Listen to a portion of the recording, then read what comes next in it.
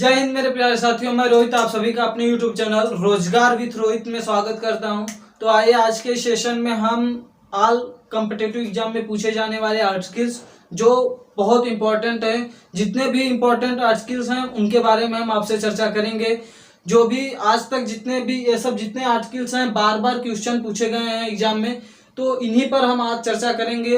कहते हैं कि समुंदर पेश कर दो निगल जाना है, कि समुंदर पेश कर दो निगल जाना है, मेहनत इतनी करनी है कि इस बार यूपी में दरोगा बन जाना है, यूपी में दरोगा बन जाना है। तो चलिए स्टार्ट करते हैं। आज की जो अनुच्छेद हैं, आर्टिकल्स हैं, आर्टिकल 1 से 4 तक बताया गया है कि भारत संघ एवं उसका राज्य क्षेत्र होगा। आर्टिकल 1 से 4 तक बताया गया है कि संघ एवं उसका राज्य क्षेत्र होगा, उसका राज्य क्षेत्र होगा। आर्टिकल जो 1 है इसमें 28 राज्य और 8 केंद्र शासित प्रदेश के बारे में बताया गया है कि हमारे भारत में 28 राज्य हैं और 8 केंद्र शासित प्रदेश है। यह आर्टिकल 1 में बताया गया है। अब बात करते हैं आर्टिकल 5 से 11 तक। तो आर्टिकल 5 से 11 भाग 2 में इनकी वर्णन की गई है। आर्टिकल 5 से 11 में हमें भारत की नागरिकता, हम किस तरह भारत में निवास करेंगे, पंजीकरण के आधार पर, मूल जन्म के स्थान पर, अपने माता पिता के जन्म मतलब वंशानुगत के आधार पर, इस तरह से हम इसमें आर्टिकल 5 से 11 के बारे में जानेंगे। इसमें एक बार कॉम्पिटिटिव एग्जाम में क्वेश्चन पूछा गया था कि ऐसा कौन सा संविधान अनुच्छेद है, ऐसी कौन सी अनुच्छेद है जो भारत का संविधान लागू होने से पहले लागू हुआ था। तो भाग 2 जो है यह संविधान के लागू होने से पहले ही लागू हो गया था। तो 5 से 11 में हम बात करते हैं, क्या बताया गया है, नागरिकता के बारे में बताया गया है, भारत की नागरिकता, व्यक्ति की नागरिकता। बात करते हैं आर्टिकल 14 के बारे में। तो आर्टिकल 14 कहता है कि विधि के समान संरक्षण एवं विधि के समक्ष समता के बारे में। यह बहुत जो इम्पोर्टेंट जो है आर्टिकल्स है, बार बार क्वेश्चन पूछा गया है एग्जाम में कि आर्टिकल 14 में क्या कहा गया। तो विधि के समान संरक्षण और विधि के समक्ष समता, यह आप देखेंगे कि भारत की प्रस्तावना में जो है कहा गया है कि सामाजिक, आर्थिक, राजनीतिक एवं अवसर की समानता के बारे में वर्णन है। तो आप यहाँ पर समझ सकते हैं कि विधि के समान संरक्षण, विधि के समान समता, ये दोनों आर्टिकल बहुत जरूरी है। विधि के समान संरक्षण और विधि के समान समता के बारे में दर्शाया गया है। आर्टिकल 17 के बारे में बात करते हैं। तो आर्टिकल 17 क्या कहता है, अस्पृश्यता का अंत, अस्पृश्यता का अंत यानी छुआछूत का अंत, छुआछूत का अंत। पहले क्या होता था कि छूत से विभेद रहते थे, मतलब इस सब से दूरी बनाते रहते थे तो उच्च कास्ट के लोग। तो इसको आर्टिकल में एक संविधान बनाया गया है। आर्टिकल 17 में कहा गया है कि छुआछूत की अंत किया जाएगा, इसमें अस्पृश्यता का अंत होगा। आर्टिकल 18 में बात करते हैं तो इसमें उपाधियों की अंत के बारे में बात की गई है, उपाधियों की अंत के बारे में बात कहा गया है। इसमें 2 अपवाद हैं, एक टीचर और एक सैनिक जो है अपनी उपाधि लिख सकते हैं, जैसे लेफ्टिनेंट जनरल बिपिन रावत, इस तरह से अपने नाम के आगे वो अपनी जो पद है वो लगा सकते हैं, सैनिक के लिए और टीचर के लिए, जैसे प्रोफेसर कुछ भी हो। हॉस्पिटल में जो रहते हैं और प्रोफेसर और डॉक्टर कहते हैं, दोनों में मतलब अंतर क्या है? मतलब प्रोफेसर को भी डॉक्टर कहते हैं, डॉक्टर, और वो हॉस्पिटल वाला भी डॉक्टर को डॉक्टर नहीं। तो प्रोफेसर इसलिए कहते हैं कि उनकी इतनी मतलब उस आधार एवं अभिव्यक्ति की स्वतंत्रता, विचार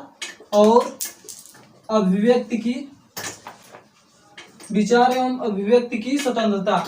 आर्टिकल 19 में बताया गया है कि विचार एवं अभिव्यक्ति की स्वतंत्रता मतलब आप कहीं जा सकते हैं, घूम सकते हैं, व्यापार कर सकते हैं, झंडा फहरा सकते हैं, बोलने की स्वतंत्रता है, हम किसी से ऐसा नहीं कि कुछ भी बोल दे, तमीज में अपने लिमिट के अनुसार बोल सकते हैं, चुप रह सकते हैं, प्रोटेस्ट करने का अधिकार है, शांतिपूर्ण प्रोटेस्ट कर सकते हैं, झंडा फहरा सकते हैं।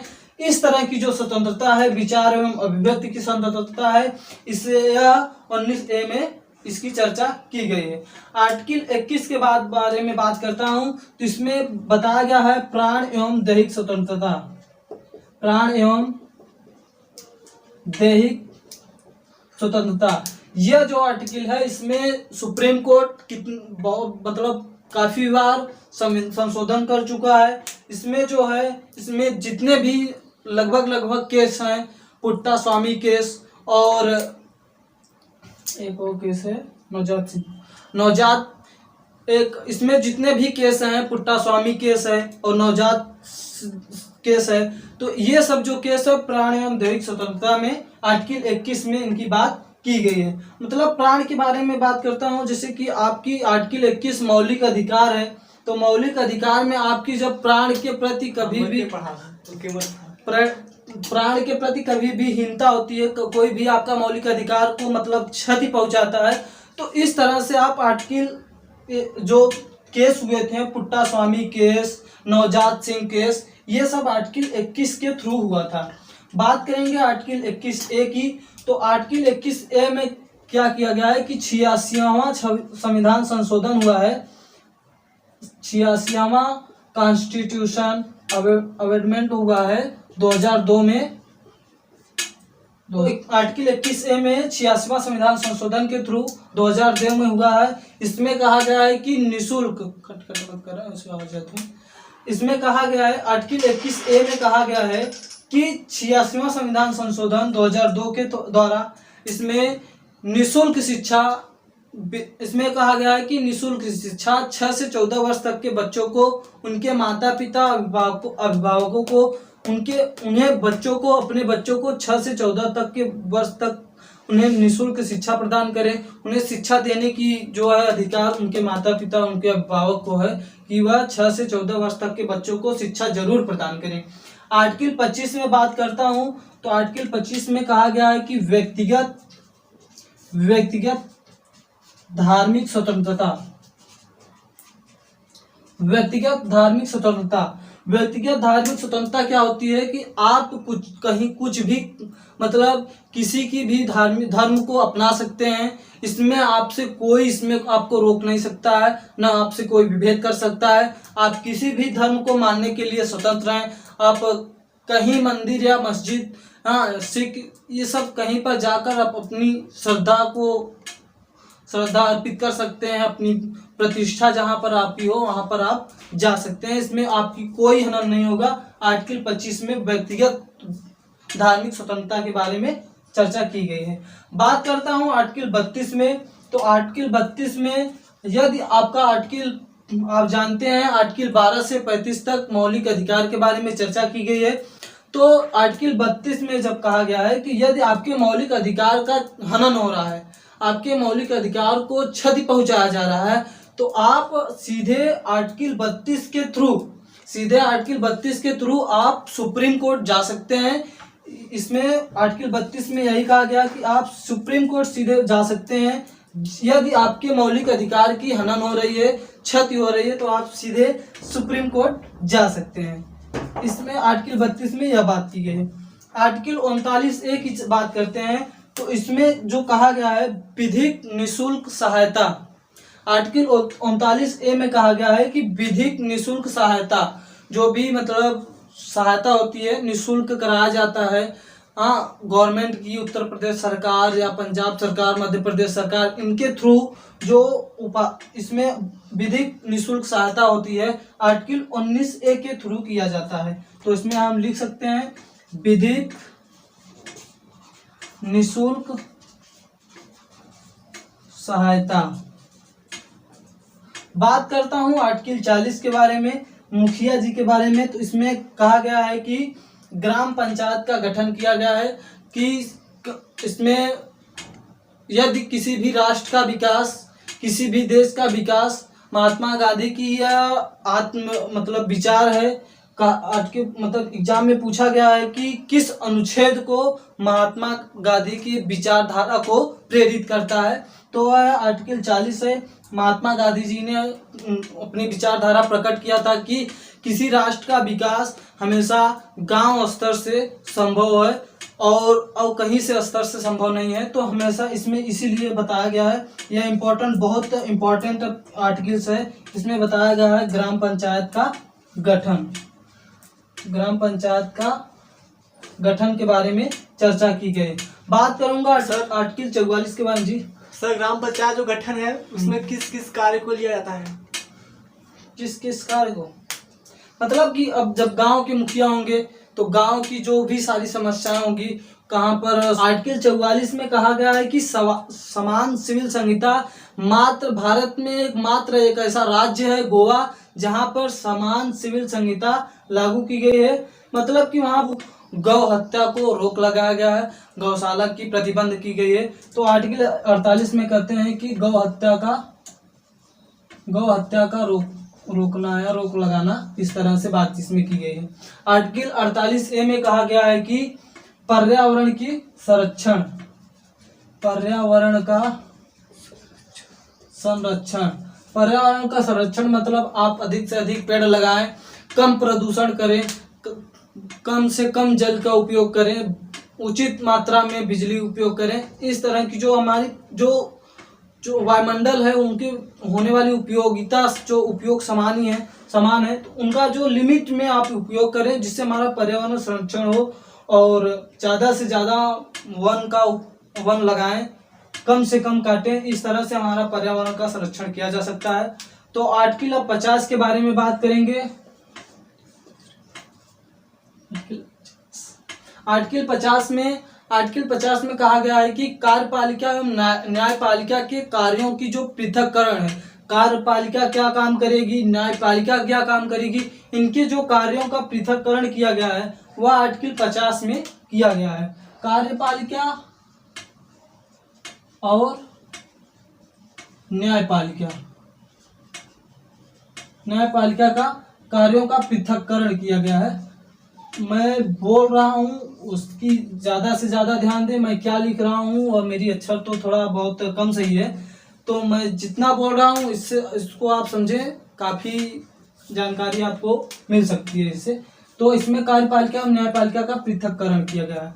आर्टिकल 51 में कहा गया है, आर्टिकल 51A जो है इसमें मूल कर्तव्य के बारे में चर्चा की गई है। मूल कर्तव्य के बारे में चर्चा की गई है। 42वां संविधान संशोधन 1976 के तहत सरदार स्वर्ण सिंह समिति के सिफारिश पर यह आर्टिकल 51A मूल कर्तव्य को संविधान में रखा गया है। सबसे पहले मूल कर्तव्य 10 हुआ करते थे, प्रेजेंट टाइम में मूल कर्तव्य 11 हो गए हैं। तो इनके बारे में आप ध्यान देंगे। यह जो आर्टिकल 51A है 42वां संविधान संशोधन 1976 के तहत सरदार स्वर्ण सिंह समिति के तहत यह मूल कर्तव्य जोड़ा गया है। इसके पहले 10 मूल कर्तव्य हुआ करते थे, अब 11 मूल कर्तव्य हैं। आर्टिकल 52 में राष्ट्रपति के बारे में चर्चा की गई है कि भारत का एक राष्ट्रपति होगा जो सर्वोच्च न्यायपालिका कार्यपालिका का प्रधान होता है। भारत का राष्ट्रपति आर्टिकल 52 में इनके बारे में चर्चा की गई है कि भारत का एक राष्ट्रपति होगा। कोई भी बिल हो विदाउट राष्ट्रपति के हस्ताक्षर के वह पास नहीं हो सकता है। तो राष्ट्रपति आर्टिकल 52 में चर्चा की गई है। आर्टिकल 53 में कहा गया है कि राष्ट्रपति का अरे भाई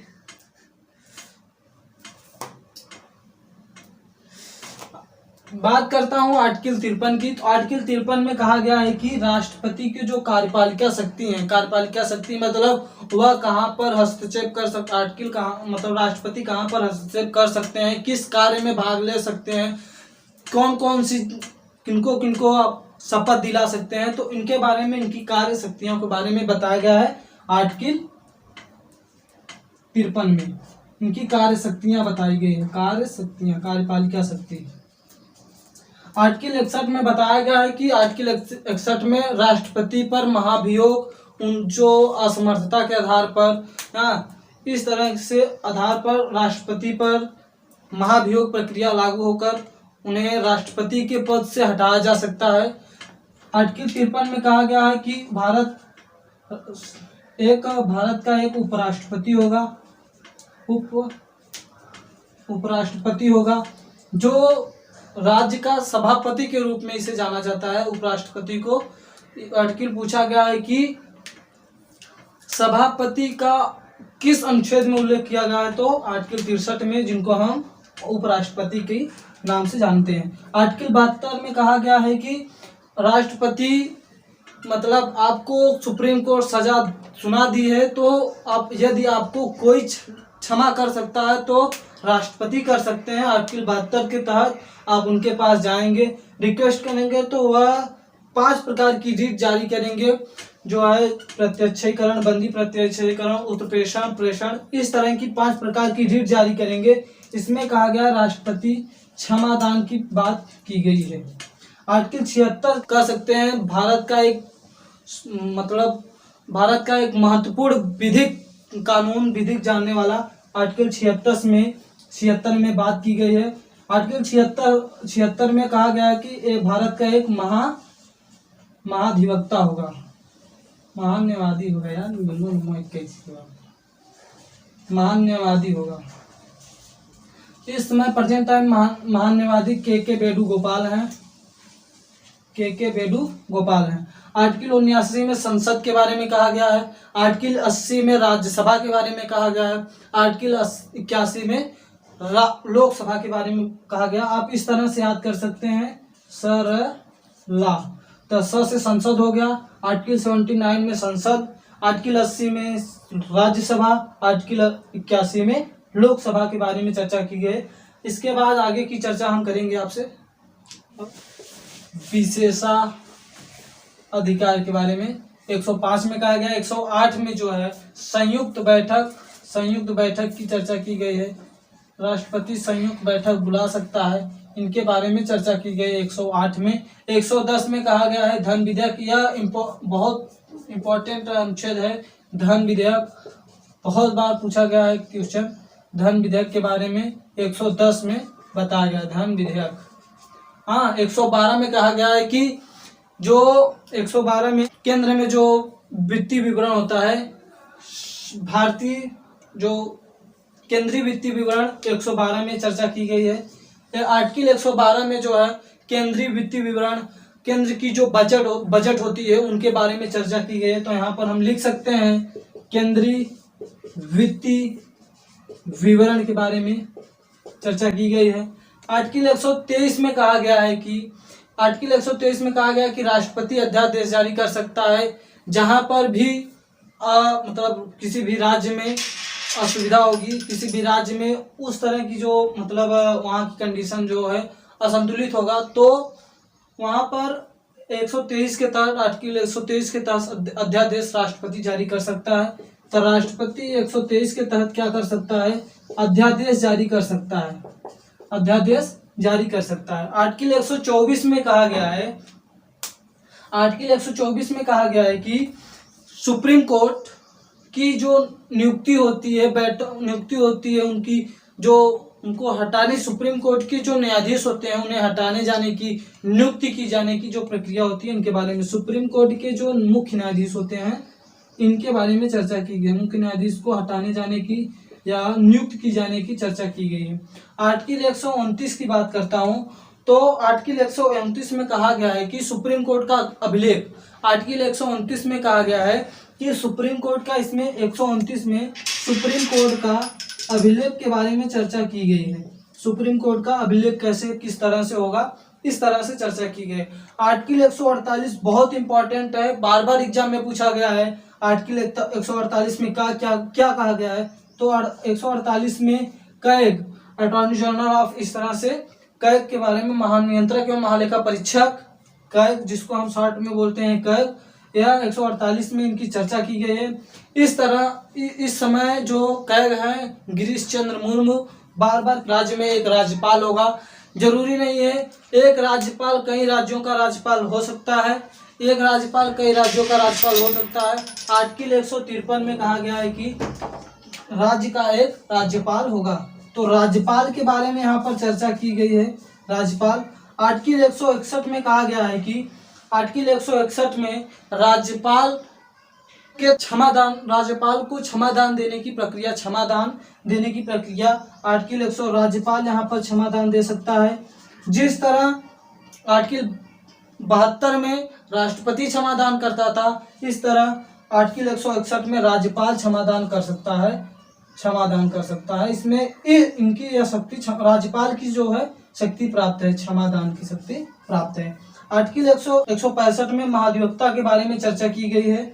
तो यहाँ पर महाधिवक्ता होगा, एक राज्य का एक महाधिवक्ता होगा।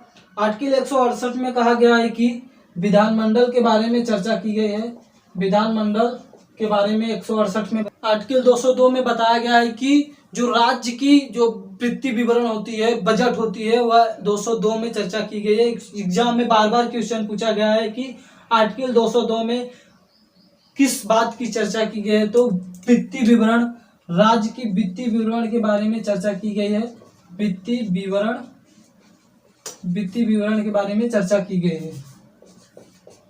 आर्टिकल 213 में राज्यपाल अध्यादेश जारी कर सकता है। कहीं पर कुछ असुविधाजनक प्रोटेस्ट हो रहा है, इस तरह से, तो आर्टिकल 213 के तहत राज्यपाल जो है अध्यादेश जारी कर सकता है, अध्यादेश जारी कर सकता है। 226 के तहत क्या होता है, आर्टिकल 226 में कहा गया है कि राज्यपाल जो है रिट जारी कर सकता है। रिट मतलब आपकी जब मौलिक अधिकार में आपको क्षति पहुंचाया जा रहा है, कुछ भी आपकी जो मौलिक अधिकार की हनन की जा रही है, तो आप 226 के तहत रिट जारी कर सकते हैं। राज्यपाल रिट जारी कर सकता है। इसमें क्या कहा गया है कि रिट जारी करना 239 में केंद्र शासित प्रदेश के बारे में बताया गया है। आर्टिकल 239 में केंद्र शासित प्रदेश के बारे में बताया गया है। आप इसको ध्यान रखेंगे। बात करता हूँ सबसे बार एग्जाम में पूछा गया, यह 243 ग्राम पंचायत एवं नगर पालिका के बारे में बात की गई है। तो 243 फिर 243 ओ तक, 243 ओ तक नगर पंचायत के बारे में, 243 से 243 ओ तक, फिर 243 पी से 243 जेड क्यू तक नगर पालिका के बारे में बताया गया है। नगर पंचायत के बारे में बताया गया है। यह बहुत इंपॉर्टेंट क्वेश्चन है। पंचायत में 29 विषय हैं और ग्राम पंचायत में, नगर पंचायत में 18 विषय हैं। इनको आप ध्यान रखेंगे। 246 में कहा गया है जीएसटी एक अप्रत्यक्ष कर है, गुड्स एंड सर्विस टैक्स एक अप्रत्यक्ष कर है। यह 1 जुलाई 2017 को लागू होता है। इसमें 4 प्रकार की कर हैं, 5%, 12%, 18%, 28%। यह जो होता है जीएसटी 101वां संविधान संशोधन के तहत जीएसटी को जोड़ा गया है। तो आप इसको ध्यान रखेंगे, बहुत इंपॉर्टेंट जीएसटी है, आर्टिकल्स हैं। 1 जुलाई 2017 को यह लागू हुआ था। इसमें 5, 12, 18, 28% की जो कर होती हैं यह लागू होता है। 101वां संविधान संशोधन कॉन्स्टिट्यूशन अमेंडमेंट के द्वारा थ्रू यह जीएसटी को जोड़ा गया है। आशा करता हूँ यह वीडियो आपको बहुत अच्छा लगा हो। जितने भी आर्टिकल्स थे इम्पोर्टेंट, उनके बारे में हम चर्चा कर चुके हैं। तो आप कमेंट करना ना भूलें कि क्लास कैसी लगी। जय हिंद। बच्चों का ख्याल रखिएगा, सैनिकों महिलाओं का सम्मान करिएगा, माता पिता की सेवा करिएगा। जय हिंद।